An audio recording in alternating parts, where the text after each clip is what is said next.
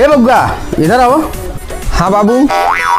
ये कहा था ये? हाँ बाबू कहा कि देखा हाँ हर लड़कन के हाँ अपने माई बाबू के दिखाए रास्ते पे चले चाहे। हाँ बाबू तो हरे रास्ते पे चले बाबू। हाँ बेटवा हमारे रास्ते पे चले की बा। हाँ तो तू चोरी कर रहा बाबू, हम चोरी करब। चोरी करो। हाँ तू दारू पिया रहा हमो दारू पियब, तू गांजा पिया रहा हमो गांजा पियब। गांजा पिया। हाँ ये कौन नगद रास्ता हवाई?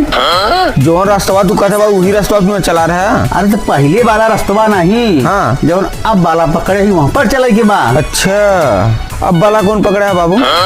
अरे अब दान करे वाला। अच्छा तब दान कर दी। दान करा करा अब पूजा पाठ करा करा माई बाबू की सेवा करा करा। अच्छा हाँ ई रास्ते पर चले बा। ठीक है बाबू। हाँ केहू भलाई करा करा, चोरी चकारी के बारे में मत सोचे।